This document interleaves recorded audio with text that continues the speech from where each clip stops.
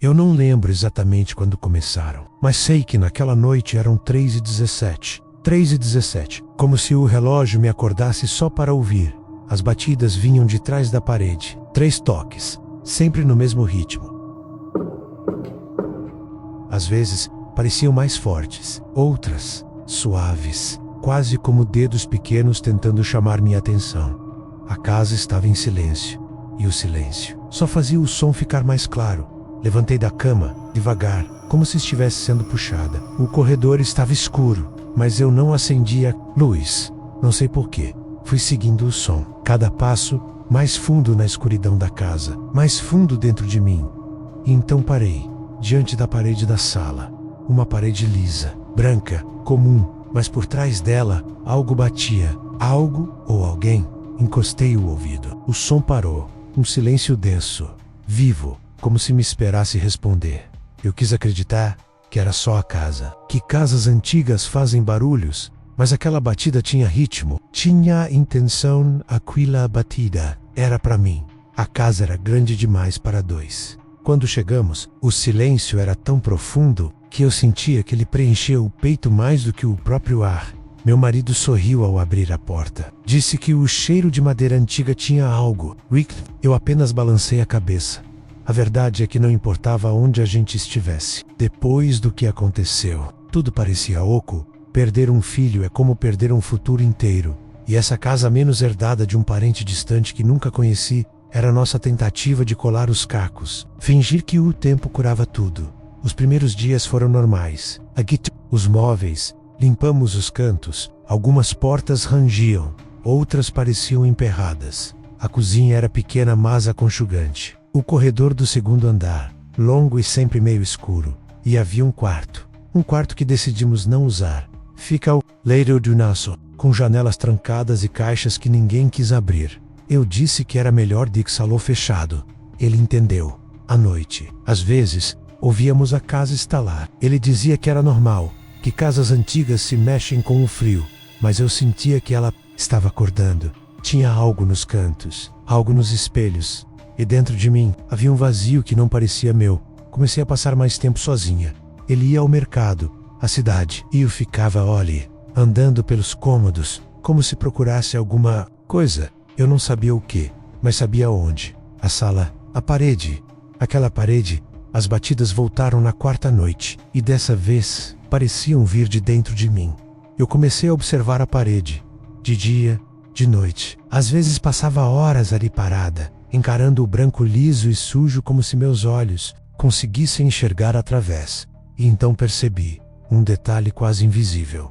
Uma linha reta, fina, traçando o contorno de algo que não deveria estar ali. Uma porta. Eu corri os dedos pela superfície. A madeira respondia, como pele esquecida. Era uma porta coberta pela parede, fechada, mas não selada. Peguei uma faca da cozinha. Meu marido estava fora. Melhor assim, eu não queria explicações, nem conselhos. Comecei a rasgar a pintura velha, cavar entre a madeira e a parede. Levei mais de 1 hora. As mãos tremiam, as batidas haviam parado, mas algo me empurrava para continuar. E então, com um estalo abafado, ela se abriu, um rangido úmido, sufocado pelo tempo, atrás da porta. Um quarto, escuro, sem janelas. O ar era espesso, parado. Eu quase vomitei ao sentir o cheiro, poeira, mofo e algo mais, algo adormecido. Toquei o interruptor menos nada. Usei o celular para iluminar o espaço e o que vi não fazia sentido. Móveis infantis, uma cômoda, um berço, um móbile girando lentamente no teto, mesmo sem vento. Tudo coberto por uma camada espessa de pó, como se ninguém entrasse ali há décadas. E mesmo assim, eu juro, por tudo, alguém tinha estado ali há pouco tempo. Eu não devia ter entrado, mas entre o medo e a curiosidade venceu. Entrei, devagar, empurrando a porta com o ombro. O chão gemeu sob meus pés.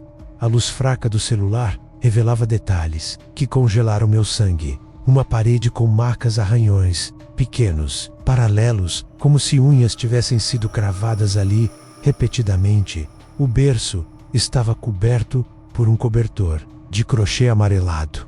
Em cima dele, um bichinho de pelúcia sem olhos. Havia desenhos infantis nas paredes, colados com fita envelhecida, um sol sem cor, uma casa torta, uma figura de palitos com os braços esticados, e um nome repetido várias vezes nas folhas. Mateus, o mesmo nome que eu senti minhas pernas falharem, o mesmo nome que tínhamos escolhido por nosso filho.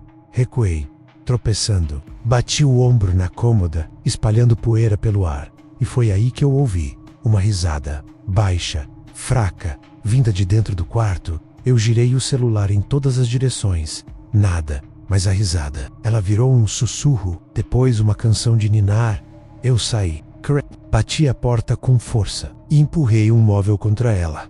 Aquilo não era normal, aquilo não era da casa. Tentei contar ao meu marido naquela noite. Ele ouviu, mas seus olhos diziam: você está confusa, cansada, ainda se recuperando. Talvez eu estivesse. Mas na noite seguinte, o berço apareceu montado no meio da sala, sozinho, impecável, como se estivesse esperando por alguém. Depois, do berço as coisas mudaram. A casa começou a respirar sozinha.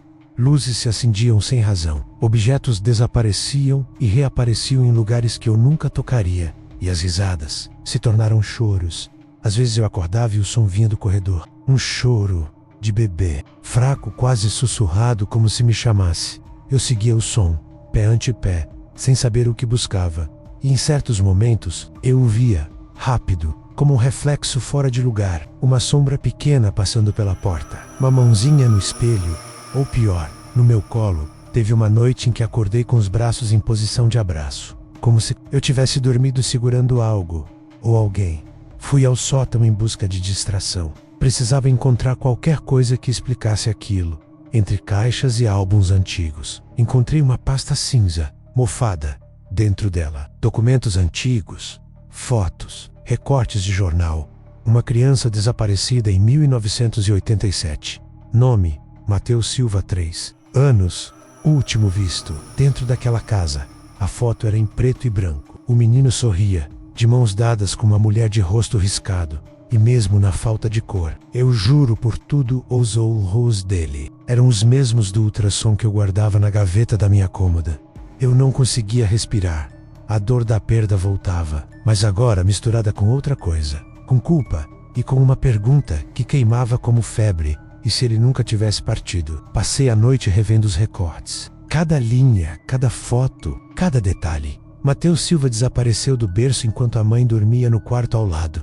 Nenhum sinal de arrombamento, nenhum suspeito, só um quarto e silêncio. O mesmo quarto que agora vivia escondido atrás da parede. Tamin Salah, quando meu marido acordou, me encontrou sentada no chão, com os papéis espalhados ao meu redor. Ele tentou tirar as folhas da minha mão. Eu gritei, pela primeira vez. Ele pareceu ter medo de mim. Naquela tarde, eu entrei no quarto escondido novamente. Levei uma lanterna, um caderno e uma pergunta que me corroía por dentro. Por que esse nome? Por que esse quarto? Na parede, entre os arranhões, encontrei algo novo. Uma inscrição, quase apagada, letras tortas, tremidas, desenhadas com algum tipo de giz vermelho. Ele é meu. E logo abaixo, mais fraco, quase imperceptível. De novo, eu senti uma vertigem. O quarto girava. Imagens começaram a passar pela minha cabeça. Flashes de algo que eu nunca vivi. Uma mulher desesperada, uma criança chorando, um quarto trancado e uma sensação familiar, como se parte de mim já soubesse daquela história, como se de alguma forma aquilo tudo fosse um eco, uma repetição, um ciclo. Meu marido entrou correndo, me puxando pelo braço. Disse que eu precisava dormir, comer, sair daquela casa. Mas enquanto ele falava, a luz piscou, e no reflexo da janela atrás dele, Yuvaidor, menino, parado, olhando para mim e sorrindo. Aquela noite foi a última. Eu sabia. Quarto parecia me chamar. As batidas voltaram, mais fortes, mais ritmadas, como um coração batendo atrás das paredes. Eu não consegui resistir. Esperei meu marido dormir. Caminhei, descalça, sentindo o frio do chão subir pelas pernas. A porta do quarto escondido estava entreaberta. Eu entrei. O ar estava denso. A lanterna piscava. E então, tudo mudou. Um estrondo, um puxão. Fui jogada para trás, ou para dentro. Era como cair, sem cair. Como afundar em espelho líquido. Quando abri os olhos, não estava mais na casa. Ou estava. As paredes eram as mesmas. mas mais novas, mais vivas. Vi uma mulher de costas, balançando um berço, o mesmo berço. Ela cantava uma canção que eu conhecia, mas não lembrava de ter aprendido. Tentei me aproximar, tentei falar. Ela não me ouvia. Me vi refletida no vidro da janela, mas meu rosto não era exatamente o meu. Era ela, a mulher da foto, e dentro do berço, um menino me olhava com olhos vazios e sussurrou algo que gelou minha alma. Você prometeu. As luzes explodiram, o chão se abriu, e eu fui engolida pela escuridão.